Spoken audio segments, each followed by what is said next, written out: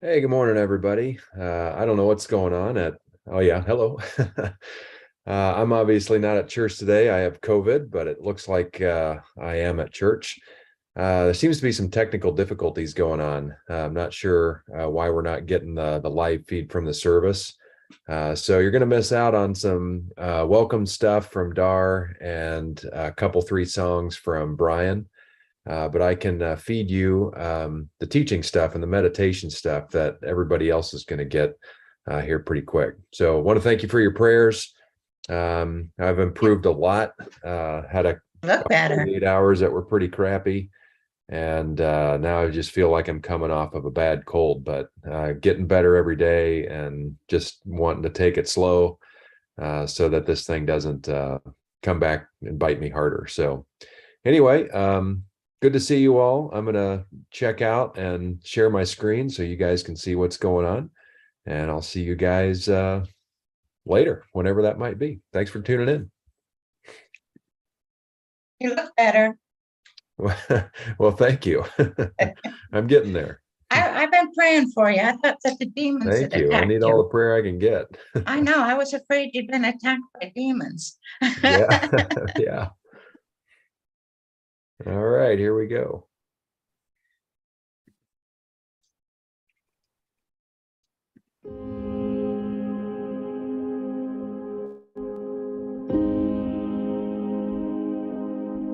Hi friends, thank you for joining me this morning for our morning gratitude affirmations.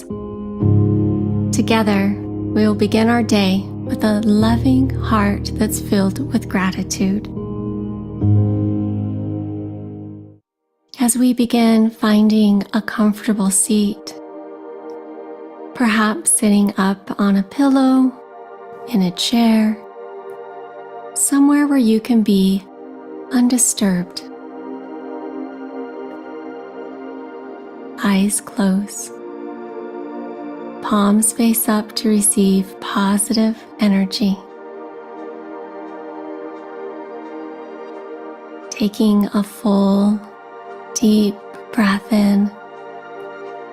Exhale, let go of any tension in your body. Breathing in love, peace, and joy. Exhale, let go of everything that doesn't serve you.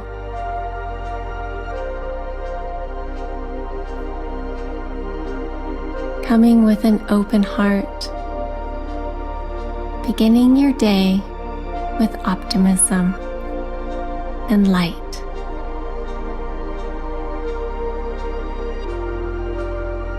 Gifting yourself time to be present in this moment.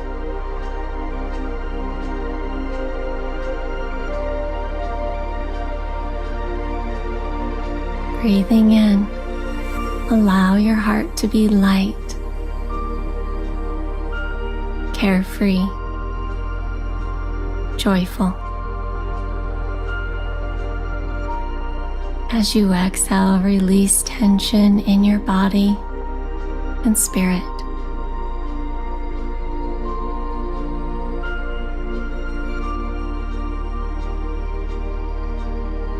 Repeating these affirmations either in your mind or out loud. I am grateful for this day that I have never lived before.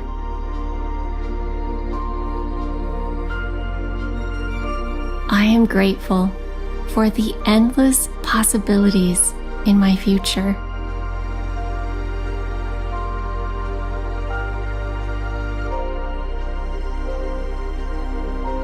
I am grateful for this sacred time to nourish my spirit.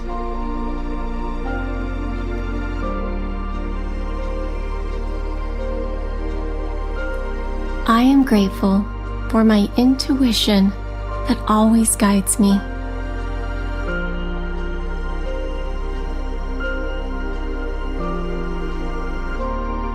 I am grateful for the abundance of goodness that flows toward me. I am grateful for all of life's experiences, for they shape who I am.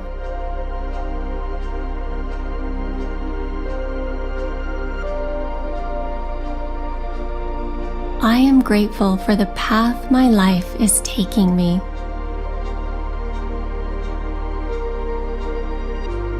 I am grateful for every breath I breathe. This is my life.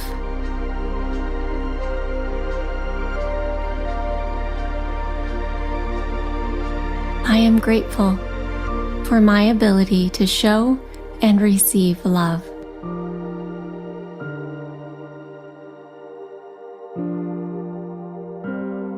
Taking a full breath in. As you breathe in, smile. Smiling at this new day. Bring your hands over your heart, allowing your heart to be open and overflow with gratitude, peace, and joy as you think of all you have to be grateful for.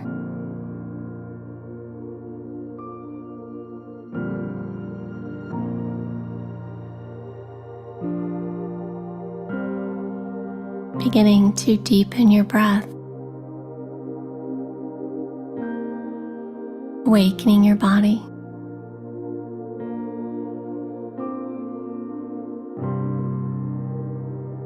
May this feeling of peace and gratitude and optimism carry you through the rest of your day.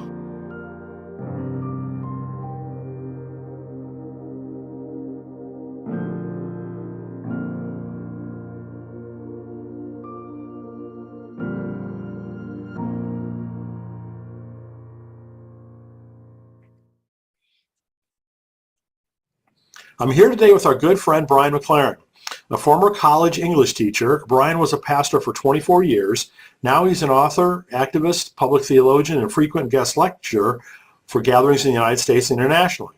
His work has been covered in Time Magazine, Newsweek, USA Today, the New York Times, Washington Post, CNN, and many other media outlets. The author of more than 15 books, including Faith After Doubt and A New Kind of Christianity, he is a faculty member of the Living School at the Center for Action and Contemplation. His new book is Do I Stay Christian? A Guide for the Doubters, the Disappointed, and the Disillusioned. I should also mention that Brian has spoken at several of our Writing for Life conferences and will be again at our September online conferences. You can learn more about Brian at brianmclaren.net. So Brian, thanks so much for joining us again. And congratulations on all your work. And thank you for all your good work. I'm looking forward to this next writing conference. These do so much good for people, so glad to be part of it. Well, there's so much fun for me to do just because I get to hang out with great thought leaders like you all week. So that's just, about the best way to spend my time.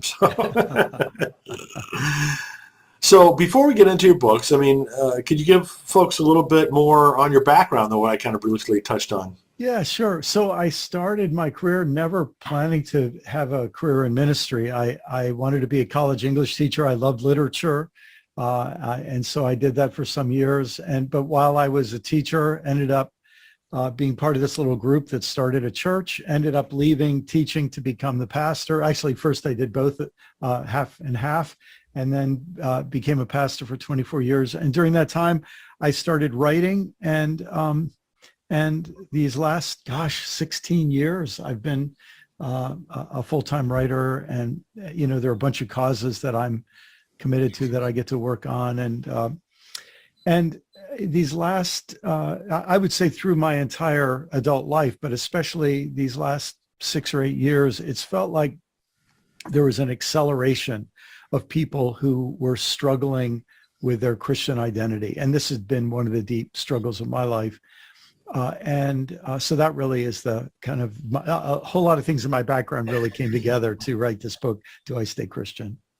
So, looking back, earlier on, would you say that your kind of shifts in your beliefs were because of the books or generated the books? Yeah, I'd say more the latter. Although, whenever you focus on something and really pay attention to it, it probably accelerates the process. But maybe one way to say it is I was in many ways what energized my faith and made me so serious and committed to my faith was that I struggled with it, and that's, and those struggles with my own faith maybe is what made me more sensitive to other people's struggles and really helped me in my years as a pastor. So it feels like, all of these things kind of have synergized.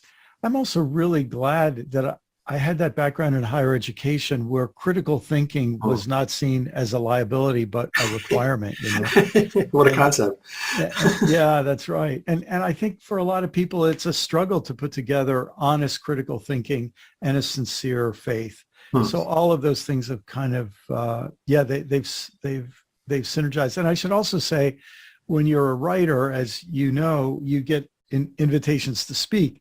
And when you get invitations to speak, you meet people who've read your books who come to you with the next round of questions, which then help you figure out what to write about next. So, gosh, I just look back at my life and feel like everything has, it's all just been the right ecosystem to create whatever it is that I'm now doing. Well, as I've read your books over the years, you can see your train of thought evolving, your faith evolving, through the books. Which is a wonderful thing, and I think something to be admired, quite frankly. Thanks. So, out of all the books that you've written, do you have any in particular that are your favorites? Well, I wrote 3 what some people have called creative nonfiction or instructional fiction books: A New Kind of Christian, Story You Find Yourselves In, and The Last Word in the Word After That. I wrote those. The first one came out just 20 years ago now. So, and the middle of those books was a book called The Story We Find Ourselves In. That book had a big effect on me. I think I sort of unleashed myself as a writer a little bit in the writing of that book. And then I wrote a book called Everything Must Change. That was a book, the first book I got to write after I left the pastorate, where I really got to be kind of a full-time author. And I literally spent months reading and researching and interviewing people and preparing to write that book. That book had a huge impact. The writing of it had a big impact on me. But I would have to say this book, Do I Stay Christian, feels like it's taken a whole lot of threads that I've been working on and brought them together. This is it felt like one of the most important writing projects I've had. Well, I have to mention one that I'm sure is not one of your best sellers, but personally I love it, and you know this. It's called Why Don't They Get It? Overcoming Bias in Others and Yourself. And it's only an ebook, not kind of a traditionally published hardcover book or anything like that. But I just have so appreciated that thought that went into that book. Could you tell folks a little bit about the story behind that? Sure. So, and first I should say, I don't think that book would even exist in its current form if it weren't for your encouragement, Brian. Well, I know I was pushing you to do that because I just thought your thinking around it, the presentation I saw was so great. Well,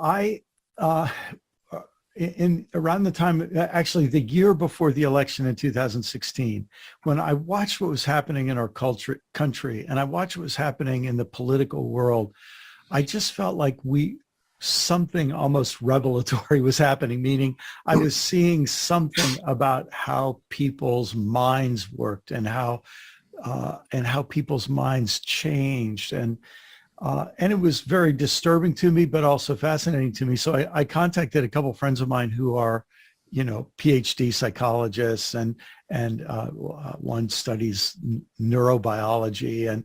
And I said, look, if you could help me understand what you see going on with any articles you see that you feel as a professional, as a scholar in your field, are, peer reviewed, good empirical research, all that, would you send them to me? I also have a daughter who's a professor, and so they all started sending me these articles. And as I read them, I felt I was able to articulate some of the things that I was observing. And I use the term bias just to mean glitches in our rationality, like little, what we might call software flaws, in our rational software. And they're really predictable, a lot like illnesses. Certain things go wrong with your liver, certain things go wrong with your stomach, certain things go wrong with your nervous system, certain things go wrong with our rationality.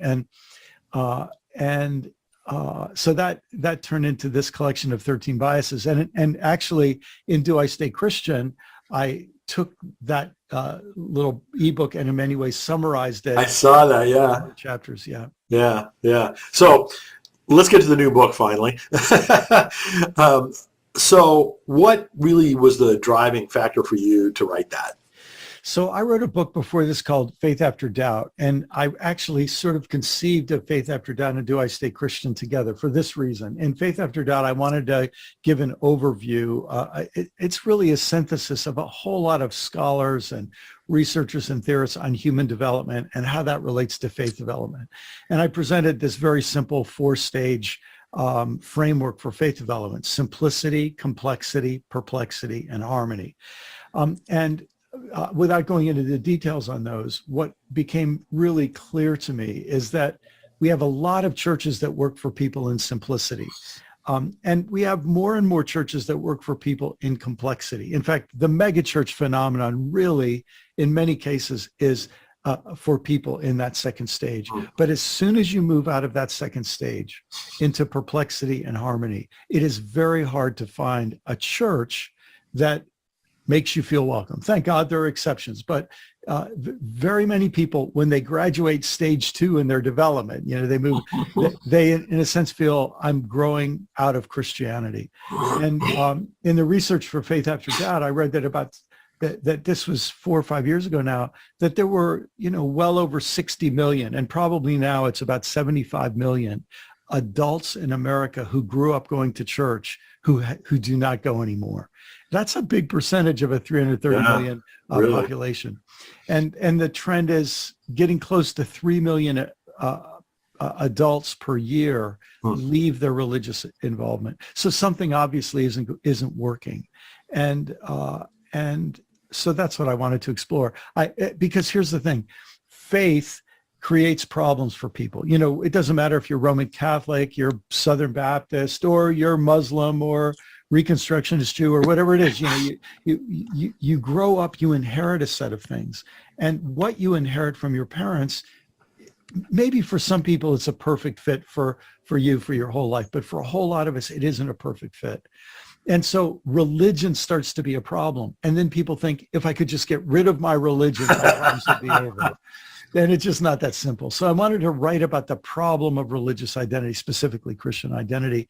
And I wanted to do it in a way that wasn't telling people, you've got to stay Christian and here's why, I'll force you through argument to stay Christian. No, I wanted to say, look, let's try to take this problem seriously.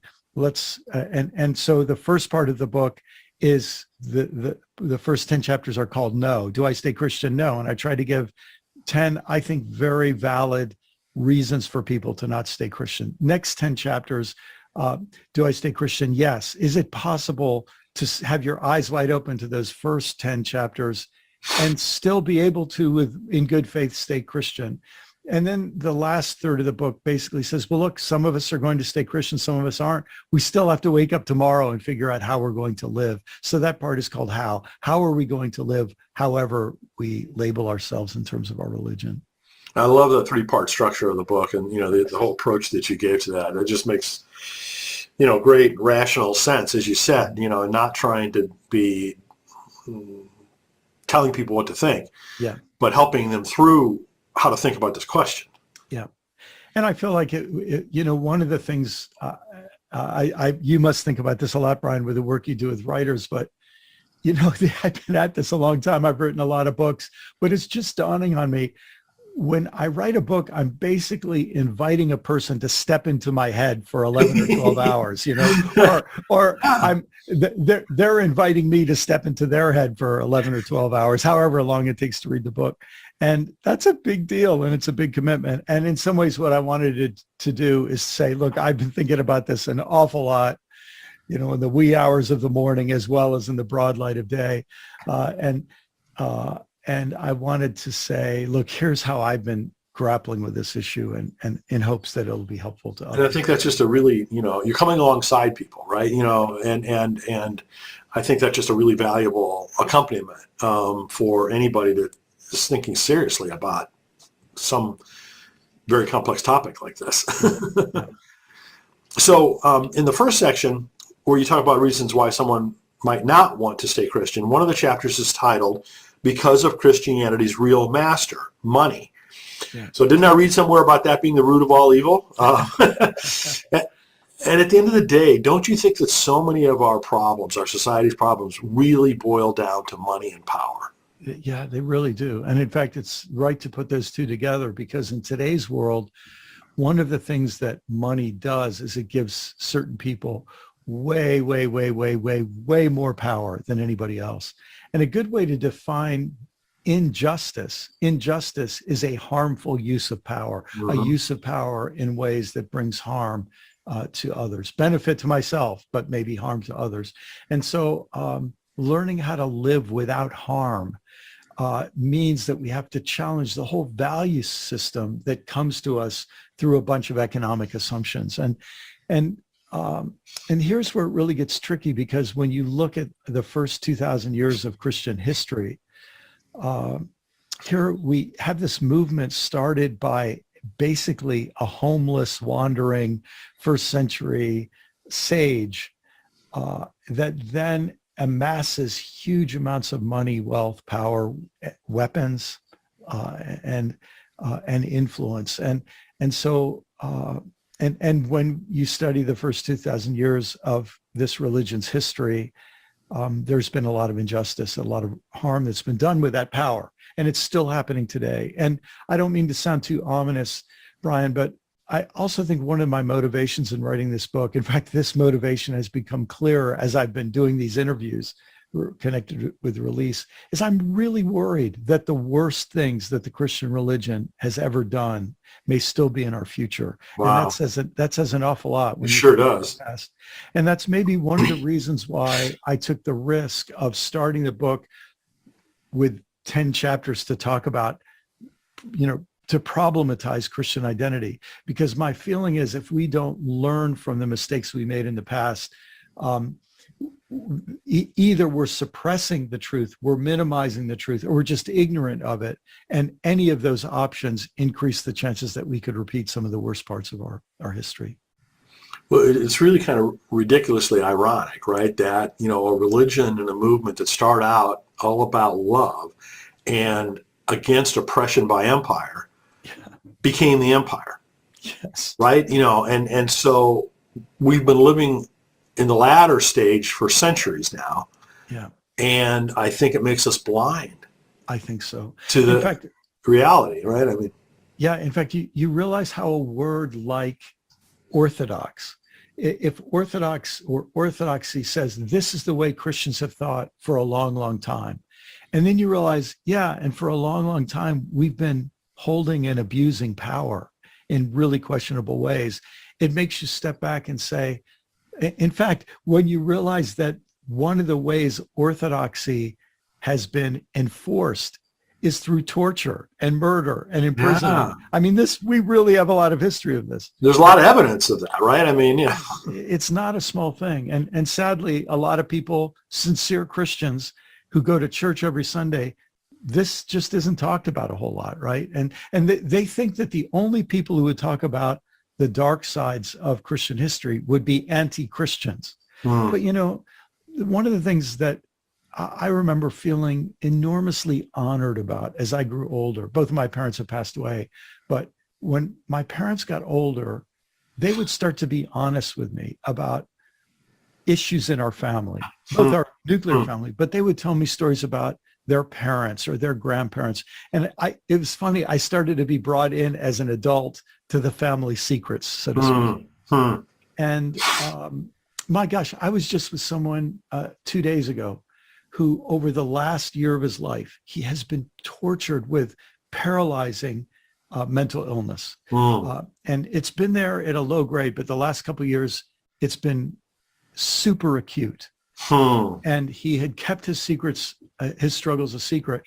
And he told his father a few months ago, that he's been struggling with mental illness. His father told him he's been on medication for that mental illness for his entire adult life. Oh my kept it a secret for his son. Oh, and wow. I mean, his son was so relieved to know, that this family history, but you also just think by keeping that secret. Yeah. And I feel like something like that has happened in the Christian faith. We've kept these secrets about things in the past. Or Protestants like me, what we did is we said, oh, Catholics did that. Right. We Protestants didn't. And it was our way to minimize any of these potential problems. So one of my real hopes for the book is that it will be a way for people to, uncover some of those family secrets and just become more realistic about our faith. And the result of that, I don't think needs to be that a person says, I don't want to be a Christian anymore, but I think it means I can't be a proud, arrogant, and naive Christian anymore. Well, even people that understand some of that history, I think, have a tendency to say, well, that was in the past.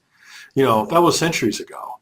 It's not like that now. Yeah. There's no racism anymore, right? Or things like that, right? I mean, that was slavery. That's done. I mean, Yes. there just seems to be this, inoculation that we've all received, that, as you said, it's a mindset that was created in a certain context, and that context has been in place now for centuries, and it's toxic in a lot of ways. Yes.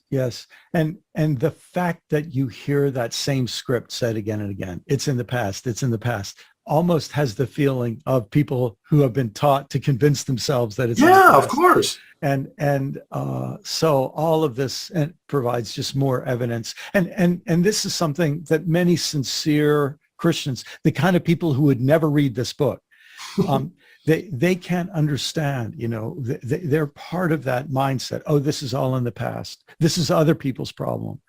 And then their children leave the faith and their grandchildren leave the faith. And at some point you think maybe they're going to start to say, maybe they see something I don't, or maybe I'm only seeing part of the story. And that's one of my hopes is that, and in fact, it's one of the reasons why when people leave the Christian faith, I don't try to tell them to stay in if they feel they need to leave, because I feel like their leaving is one of the messages that the people in places of religious power, they need. It's the only way some voices will be heard is by walking out the door. And so I understand this, it has to happen. Let me put it this way. There are thousands and thousands of people who have been hurt by the pedophilia scandals in the Catholic Church. And as long as they stay, in a sense, nobody pays attention to them. Yeah. If they speak out, they're forced to leave. And it's only by leaving that, eventually there's some impact. And so I understand why many people have to leave. But I also think for those of us who stay, well, one of the things I say in the book is that we have an option other than leaving defiantly and staying compliantly. Yep. And this is the option that I try to help people explore in that second part of the book. Well, there's part of me that says that those children, those grandchildren, those people that have left have got a better chance of reclaiming Christianity than the ones who stayed. So well said. In fact, that's a really great point, Brian, that in the act of, sometimes it takes leaving to get enough distance to then say, I wonder what Christianity really should be. When things get bad enough. Yes. But you have a really good, section in your, or chapter in your second section, which is the one about reasons to stay Christian. That is the one that's the most meaningful for me. And you title it Because of Our Legendary Founder. Yes. Right. Which is, to me, that's our hope. You know what I mean? Is that there'll be enough people who actually really want to try to follow what Jesus actually led. Yes. And that's my hope, at least, of how Christianity can be reclaimed.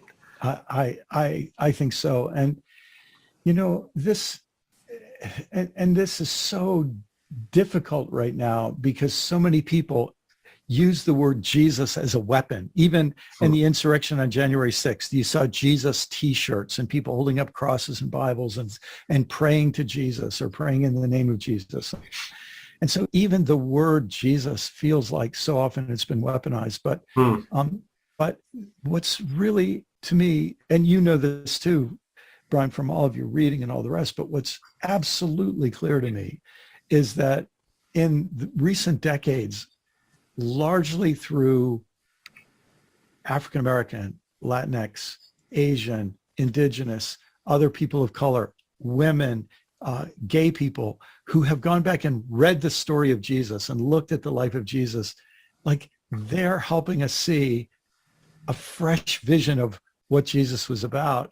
And once you see it, you know, it's like, oh man, you thought Jesus was good before. Oh man, he's, you know, in another whole category, even better than that.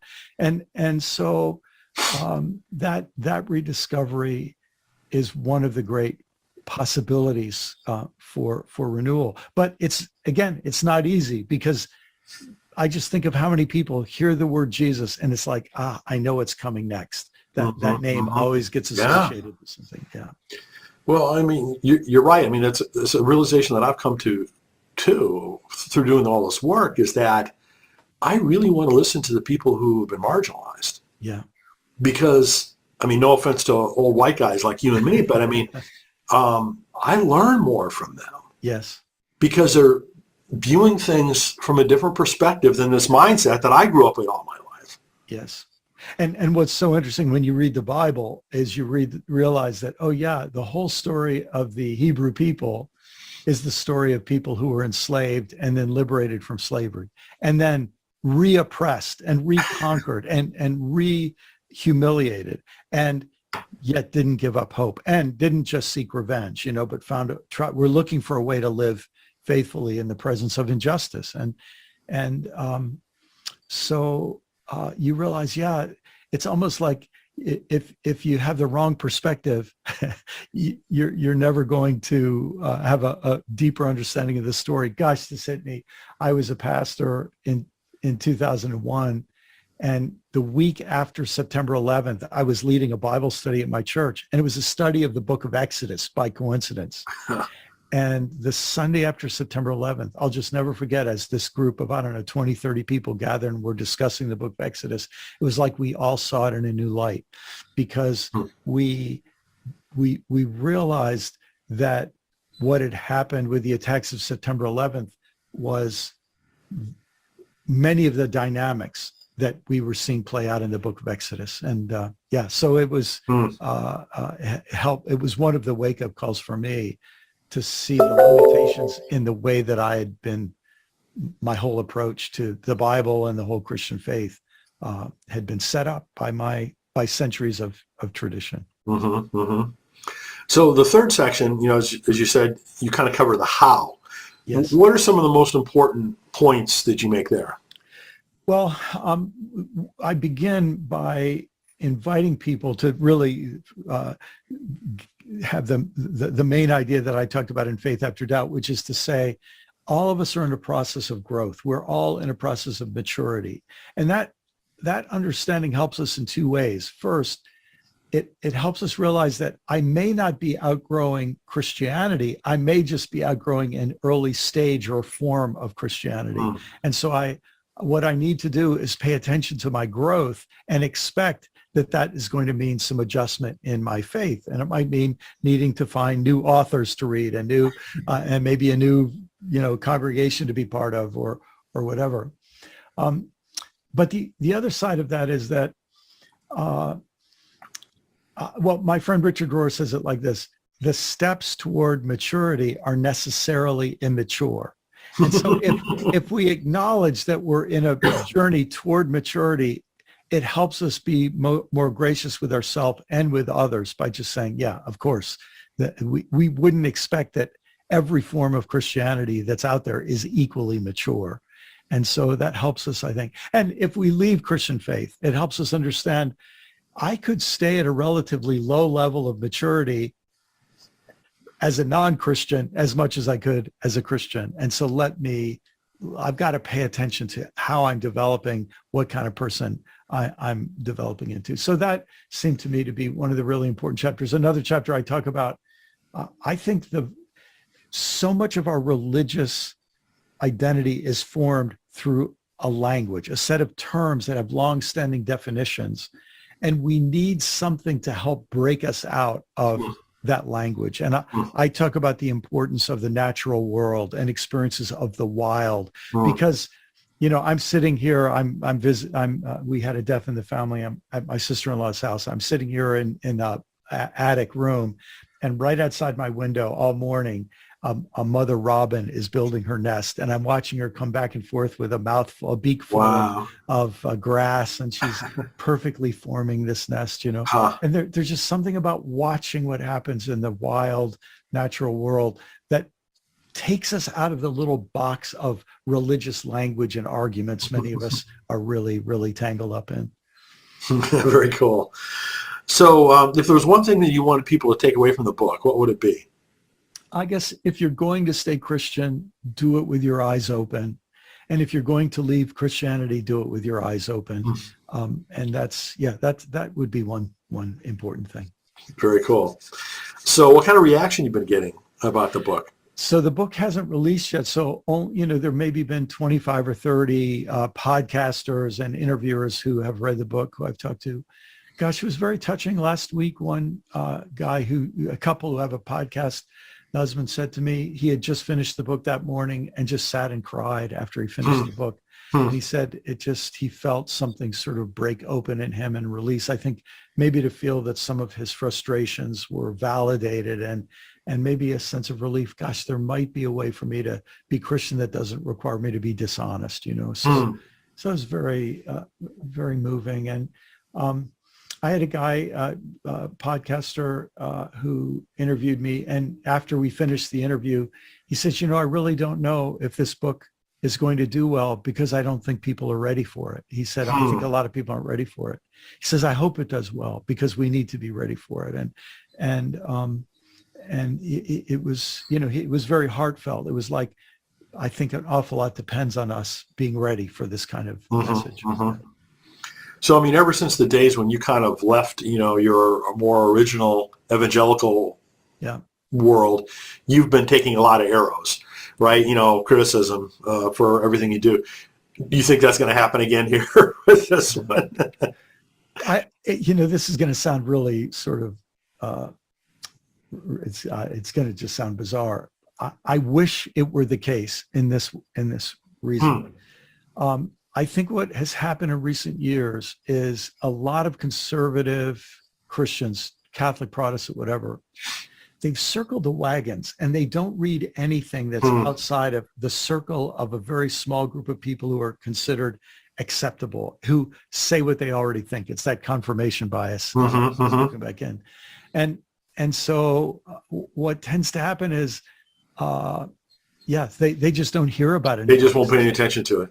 Which is why, in many ways, authors are always the getting out of a book isn't just up to authors; it's up to readers too, who read a book and think, my cousin is ready for this book. My mom and dad are ready for this book, or maybe my brother is not ready for this book, but I think he needs to be. So he's almost there, and so I think if it happens that this book gets into the hands of a lot of the people maybe who need it most, it'll be because of readers. Interesting. So I know you're in the midst of the launch of this, but I also know that you're always thinking about the future too. Is there anything you can say about either future books or other future projects? 24 hours ago, I could not have said this, but I just found out last night that my publisher, St. Martin's Press, has agreed on my next two books. And wow! So my next book, which I'll start writing probably beginning of next year, although obviously I've been thinking about this for some time, but it's called Life After Doom. And so many people are waking up every day knowing we're in ecological trouble, we're in political trouble, we're in economic trouble. And when you wake up having a feeling that the system I'm part of itself is part of the problem, I think it's a psychological and personal and spiritual challenge. So that's the challenge. I feel it every day. And it's the challenge that I feel sort of, it's, we all try to figure out what's mine to do next. And that will be my next project. Very cool. Well, we'll have to talk offline a little bit about that, and be looking forward to your work on it. Thanks, Brian. Thanks. Well, Brian, thank you so much. This is just another masterpiece of a book. Again, the title is Do I Stay Christian? A Guide for the Doubters, the Disappointed, the Disillusioned. I really appreciate all your work and for sharing it with us today. Always good to be with you. And thank you for all the good you do, helping writers and through them, helping all the readers out there too. We're all in this together, and my goodness, grateful for this time. Well, thank you so much.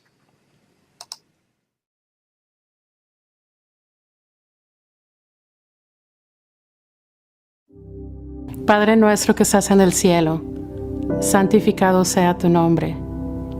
Venga a nosotros tu reino. Danos hoy nuestro pan de cada día y perdona nuestras ofensas, como también nosotros perdonamos a los que nos ofenden. No nos dejes caer en tentación y líbranos del mal. Amén. Notre Père, qui es aux cieux, que ton nom soit sanctifié. Que ton règne vienne, que ta volonté soit faite, sur la terre comme au ciel. Donne-nous aujourd'hui notre pain de ce jour. Pardonne-nous nos offenses, comme nous aussi nous pardonnons à ceux qui nous ont offensés. Ne nous induis pas en tentation, mais délivre-nous du mal, car c'est à toi qu'appartiennent dans tous les siècles le règne, la puissance et la gloire. Amen. Vater unser im Himmel, geheiligt werde dein Name, dein Reich komme, dein Wille geschehe, wie im Himmel, so auf der Erden. Unser tägliches Brot gib uns heute und vergib uns unsere Schuldigen. Und führe uns nicht in Versuchung, sondern erlöse uns von den Bösen. Denn dein ist das Reich und dein Kraft und die Herrlichkeit in Ewigkeit. Amen.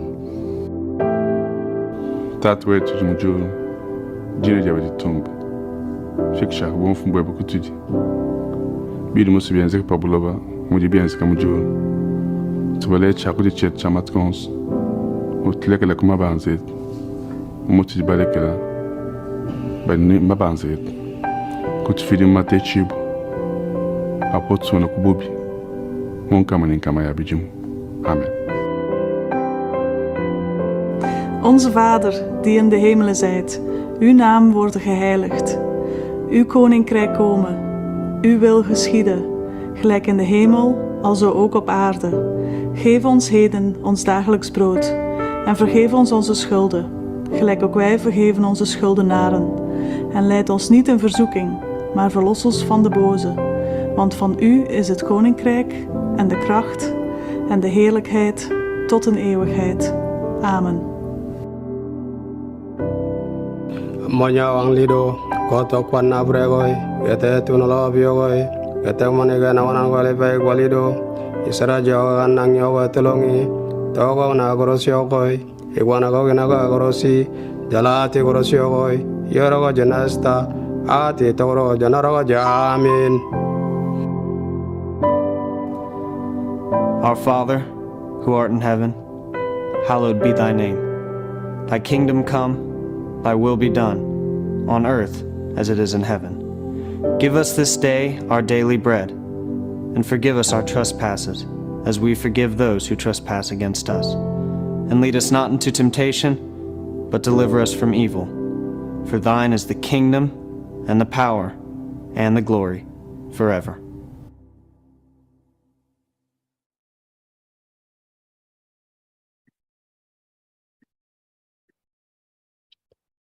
Well, thanks for tuning in, everybody. Thought I'd give you just a couple updates as you make your way out of here. Dar made a lot of announcements today. Some cool stuff coming up. A couple things coming up. So, not next week, but the 2 middle Tuesdays coming up, I'll be hosting God Talk, that replaces Praxis. Same thing, just different names, so people have a little better idea what it is. And then I think it's October 22nd, somewhere in there. Sorry, I don't have the slides in front of me, but we're going to have another Good Questions seminar. And this one's going to focus on how do we engage in polite, loving, civic dialogue with people of different viewpoints. This is a huge issue, and this book definitely sparks some of that or shines a light on some of the contentious issues.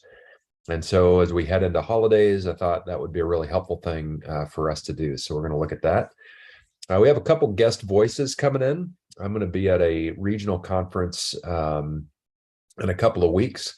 I'll be back on the Sunday, but I wanted to bring in a different voice just because I think that's an important thing to do.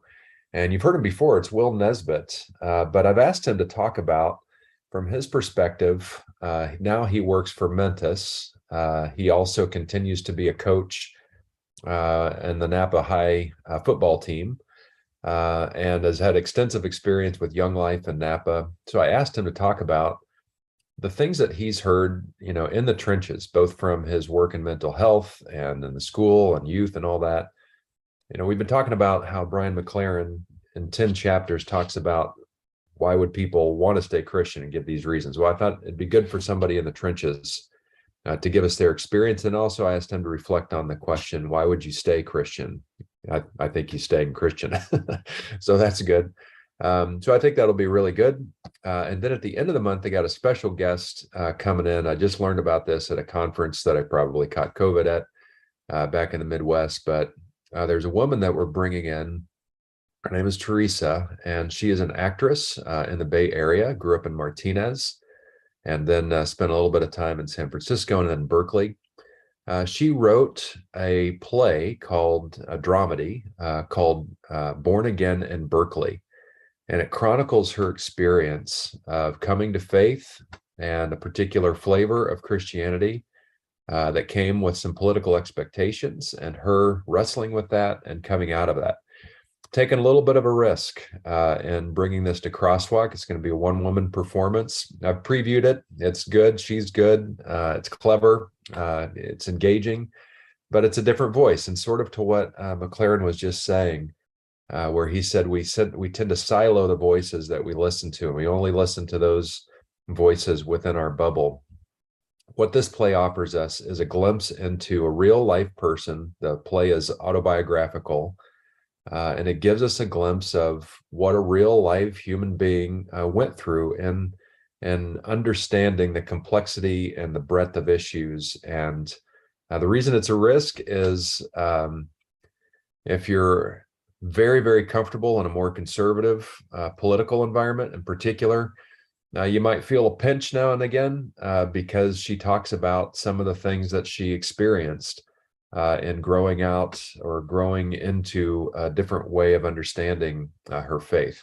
So, but I thought, it's worth the risk because this is just her honest expression of what's been her experience. So hopefully you'll enjoy that, and it'll be thought-provoking and good performance for sure. A colleague of ours in the sister church over in Novato hosted it. That's how I could see it and preview it. You're welcome to do that, of course, if you want. Just look up The Quest Novato, and you can watch it yourself if you want to ahead of time before you see it live. But anyway, really good stuff. So those are the major things coming up. Also, I already told you in my own personal health update, I'm doing much better than I was. Thursday and Friday seem to be getting progressively better. Just still feel like I've got a bad cold that I'm walking out of, but on the mend, I think. Ted, I think, who also had COVID, has COVID. He's also climbing out of it similarly. So that's good news. Dar continues to test negative. So she was there today to host things and wearing a mask and all that stuff. So we're playing it safe. I'll probably not be in the office, if maybe all week, maybe late in the week. We'll see, depending on how tests come out. But that's kind of the latest. So appreciate you tuning in. Hope you have a great week. Be praying for the 49ers tomorrow night and the Kansas City Chiefs this evening, if you have nothing better to do. All right. Have a great week, everybody. And we will see you hopefully next week. Bye-bye.